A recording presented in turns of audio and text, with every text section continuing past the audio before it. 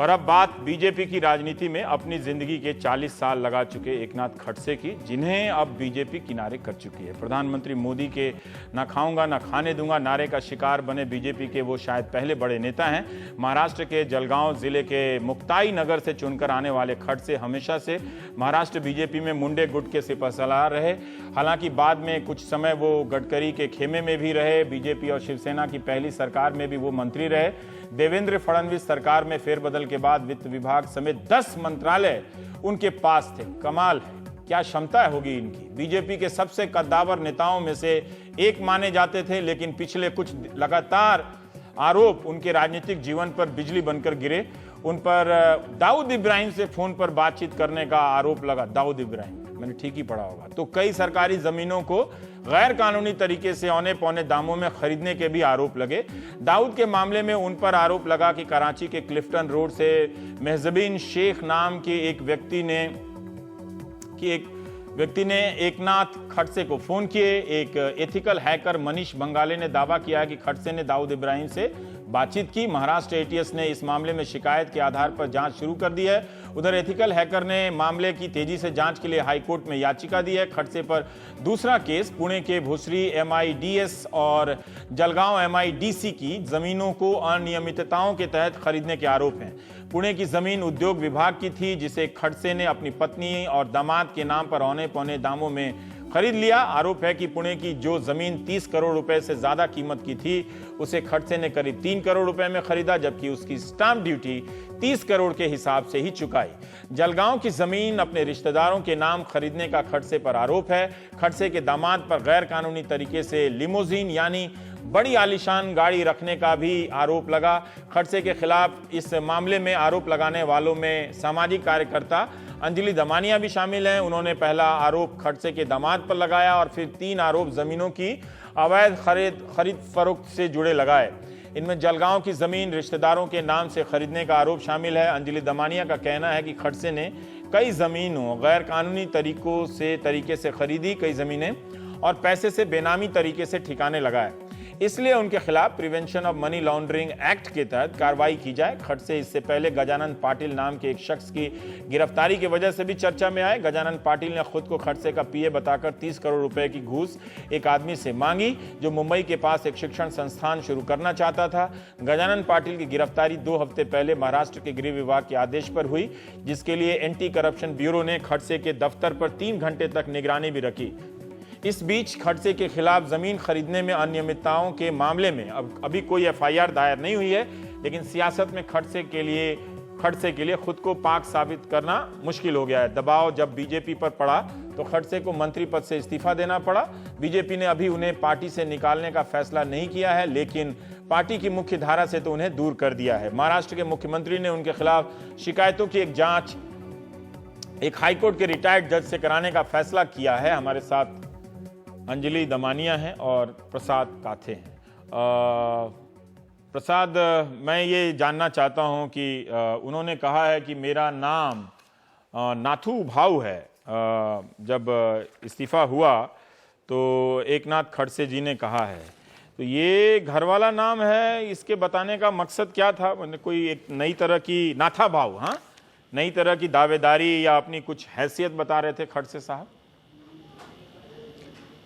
खड़से की अगर शख्सियत को देखा जाए तो दरअसल वो हमेशा से आने वाले किसी भी सवाल को आक्रामकता से जवाब देने के लिए जाने जाते हैं, और यही आक्रामकता इस समय उनके लिए बहुत ज़्यादा परेशानी का सबब बन रही है। उन्होंने अपने आप को नाथा भाऊ कहा, ये एक पेट नेम है जिसे राजनीति में उन्हें बुलाने के लिए कहा जाता है। लेकिन इसके कहने के पीछे की वजह यही थी कि मैं कोई साधारण व्यक्ति तो हूं नहीं। दुर्भाग्यवश हुआ यह है कि पिछले कुछ समय से लगातार खड़से जिस तरीके से बातें कर रहे हैं, और अंजलि दमानिया यहाँ मौजूद हैं, उनके साथ जो उनकी भयंकर विभत्स जुबानी भिड़ंत हो गई, उस जुबानी भिड़ंत से भी कईयों की भवें तन गई थी।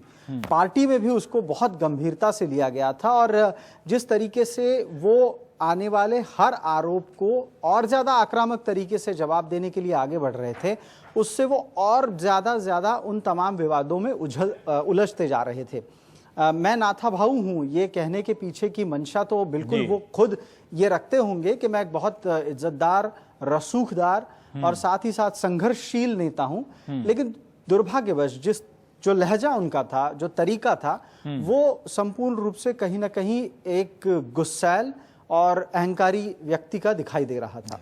अंजलि, जब मीडिया में रिपोर्ट आई थी, जब आपने उनके दामाद की लिमोजिन कार, जो काफ़ी बड़ी होती है, पंजाब के शादियों में किराए पे चलती है, उसकी तस्वीर जब आपने दिखाई थी, आपने शायद ट्वीट किया था, ये जब खबर में आई थी, तब मुझे भी नहीं लगा था कि बात यहाँ तक पहुँचेगी। आप हैकर और किसी के भी सहयोग से एक मंत्री का इस्तीफा हुआ है, पर एक सवाल था कि आजकल जिस तरह से टेलीविज़न में मुद्दे उछाले जाते हैं, किसी नेता को घेरा जाता है और जब तक उसका इस्तीफा होता है या नहीं होता है वो छोड़ के कोई नया मुद्दा आ जाता है, तो थोड़ी आशंका थी।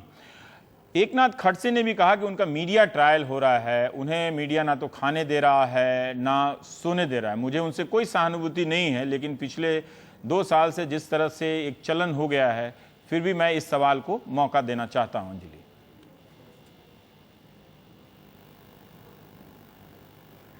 नहीं, बिल्कुल रवीश जी, मैं आपको सिस्टमैटिकली बताती हूँ कैसे हुआ था।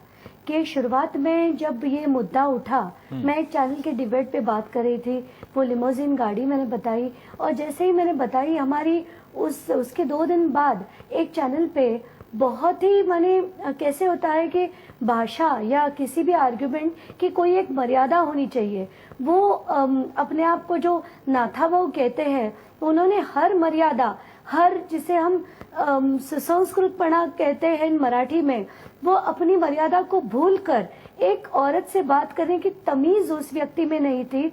वो कुछ भी उटपटांग जब बोलने लगे, तब मैंने तय किया कि मैं जलगांव जाकर, मुक्ताई नगर जाकर उनके खिलाफ मैंने आह्वान किया था मीडिया से, कि लोगों को आह्वान किया कि भाई आपके पास जिसके पास भी पेपर्स हो, मैं पूरा स्टडी करूंगी और स्टडी होने के बाद सारे पेपर्स निकालूंगी।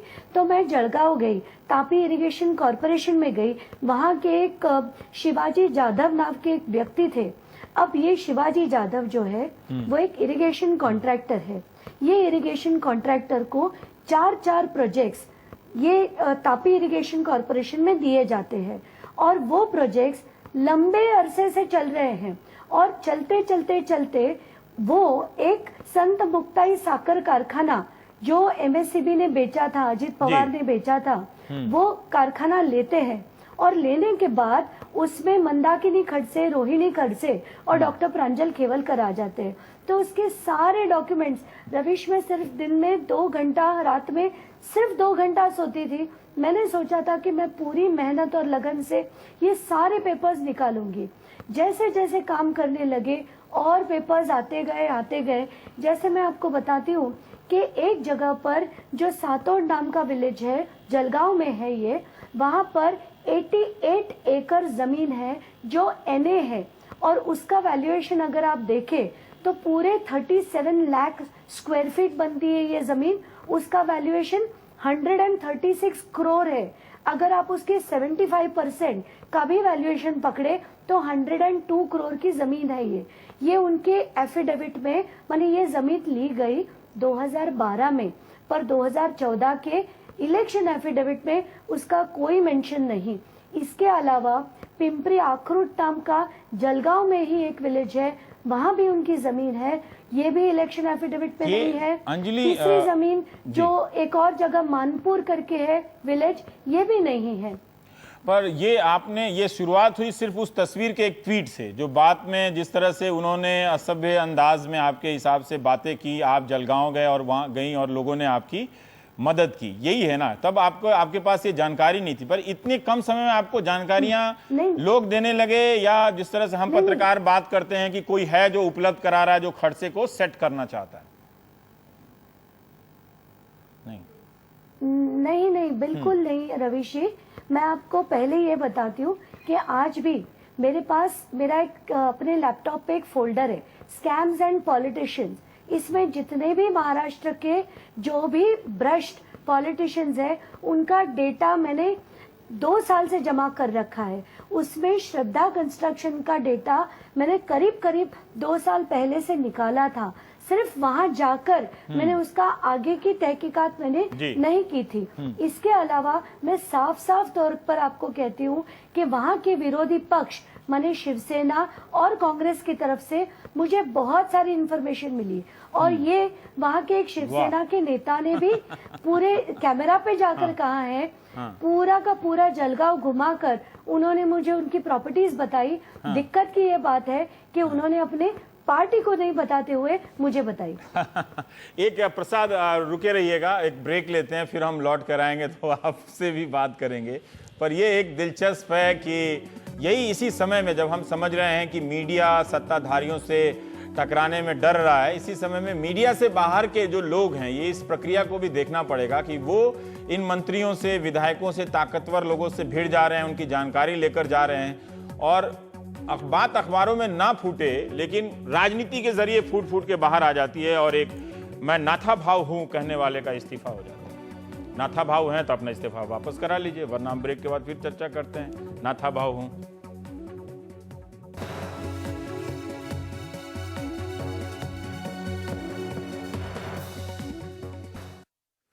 हाँ प्रसाद, मैं आपसे पूछ रहा था कि देखिए महाराष्ट्र में पंकजा मुंडे का मामला हुआ है ना, और भी व्यापम का शिवराज सिंह का मामला हुआ, तमाम मामला हुआ, किसी का कोई इस्तीफा नहीं हुआ।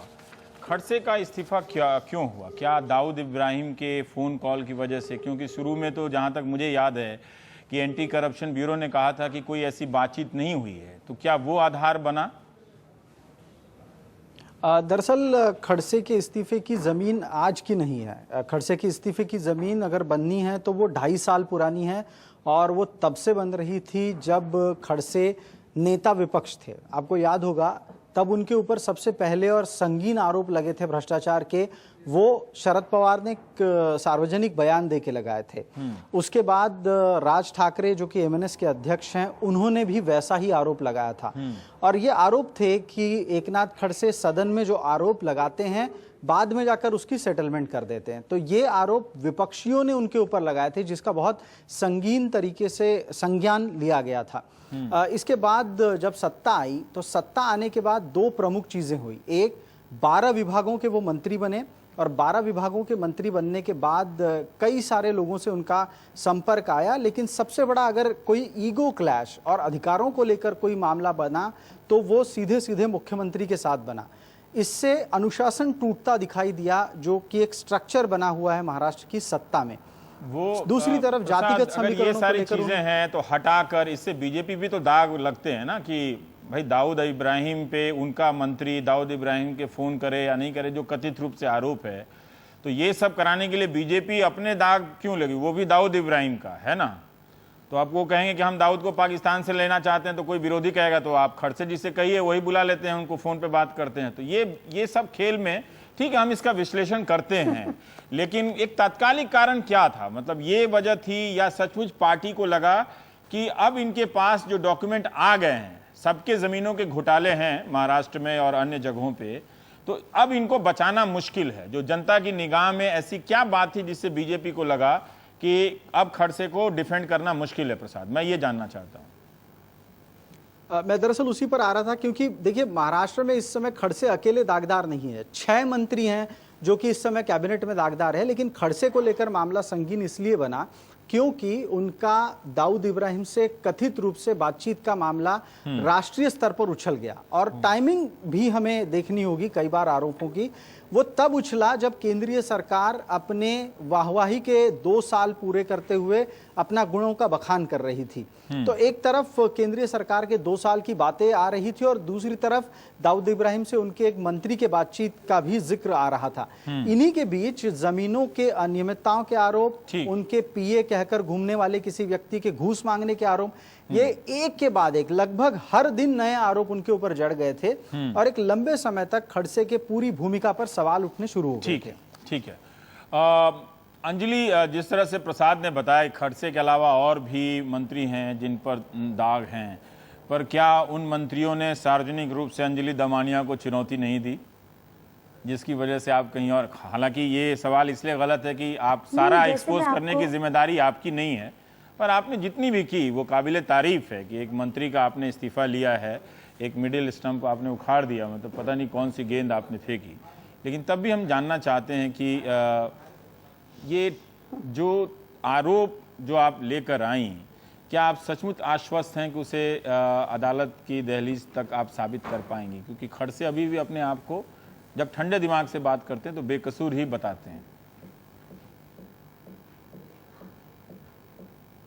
नहीं रवीश, वो तो हमेशा से ही बेकसूर अपने आप को मानते आ रहे हैं, क्योंकि आपने देखा जब ये दाऊद से संभाषण की बात हुई, उन्होंने कहा वो मेरा फोन ही बंद था। जब बिल्स बताए, नंबर्स दिए, टाइमिंग के साथ दिए, फिर भी उन्होंने कहा, फिर एक फोन क्लोन करके बताया उन्होंने।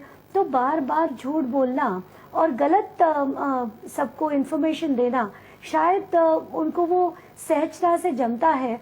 तो बहुत बार ये हुआ, जैसे जैसे मैंने कहा कि इनकी इतनी सारी जमीन है। और रवीश, ये स्कैम ढूंढना बहुत बड़ी बात नहीं है। सारी व्यवस्थाएं जो है वो हमारे सामने है। महाराष्ट्र में अगर आपको लैंड ढूंढनी है, आप आपके कंप्यूटर पर बैठकर, महाबुलेक नाम की एक वेबसाइट है, IGR नाम की वेबसाइट है, महाबुलेक से आप जमीन ढूंढ सकते हैं। अगर किसी का फ्लैट हो, प्रॉपर्टी हो, तो IGR नाम की वेबसाइट है जहां से आप इंडेक्स 2 की कॉपी तक निकाल सकते हैं। और ये सब, और जो भी कॉर्पोरेट इन्फॉर्मेशन है वो हम सब MCA से निकालते हैं। ये शायद आप गडकरी जी के वक्त से आप सब जानते हैं। तो ये जो है ना, वो बहुत सहजता से 10 दिन अगर आप काम करो तो बहुत ही सहजता से हो जाता है। तो now coming back to the point कि ये अभी क्यों हो रहा था। 2015 में अगर आप देखेंगे, खड़से जी की जो उनकी लूट थी वो बहुत ही ऑब्वियस हो गई थी। जैसे उन पे आरोप लगे थे कि वो विपक्ष के नेता होने के बावजूद, यहाँ तक कि अगर आपको याद होगा, जिस दिन मैंने इरिगेशन स्कैम महाराष्ट्र का निकाला था, मैंने भी कहा था अपनी प्रेस कॉन्फ्रेंस में कि पहले पेपर्स में खड़से जी के पास लेकर गई थी, उन्होंने उस पर कुछ भी नहीं किया था। एक बार भी उन्होंने असेंबली में इसकी चर्चा नहीं की। अगर आपको याद है, इरिगेशन स्कैम में एक अक्षर तक खड़से जी ने नहीं बोला था। अगर इतना बड़ा स्कैम होता है स्टेट में और एक बड़े नेता उस पर कोई चर्चा ही नहीं करे, ये छोड़िए। अगर हम उन पे आए तो रेवेन्यू डिपार्टमेंट की, जैसे मैंने अपनी संडे की पीसी में कहा, 4 जमीनें MIDC की जो करीब करीब 930 एकड़ है, वो ऐसे जैसे हलवे के जैसे अगर लोगों को दे देते हैं, जिसका आज का वैल्यूएशन 2000 करोड़ के ऊपर है, और वो खुद विपक्ष के नेता थे, तब उसके खिलाफ लड़ते हुए दिख रहे थे। उन्हें वो अभी 4 ऑफिसर्स की ऑब्जेक्शंस के बावजूद उसे अगर देते हैं तो हम इसमें क्या समझे। ये छोड़िए, जब मैं जलगांव गई, किसान मुझसे मिले, शिक्षक मुझसे मिले, किसानों की जमीन साहूकार थ्रू, और वो साहूकार कहता है कि जब तक नाथा बहू है मुझे कोई छू भी नहीं सकता। वो 18 किसान में से 2 किसानों ने आत्महत्या तक कर दी। मैं खुद उनको लेकर कलेक्टर के पास गई और वो कहते हैं कि इसमें कुछ नहीं कर सकते। 5 साल से वो किसान लड़ रहे हैं, कुछ नहीं हो रहा है। पर आपने इतना तो किया कि उनका इस्तीफा हुआ, और बहुत बहुत शुक्रिया अंजलि दमानिया। आप बल्कि नए पत्रकारों को, आप राना अयूब, ट्रेनिंग भी दें कि किस तरह से घर बैठ के नेताओं के ज़मीन घोटाले का पर्दाफाश कर सकते हैं। ये ज़रूरी है, हमें सचमुच नहीं मालूम होता है कि इन ज़मीनों को ट्रैक करके। जब आप बोल रही थी तो बहुत ध्यान से सुन रहा था।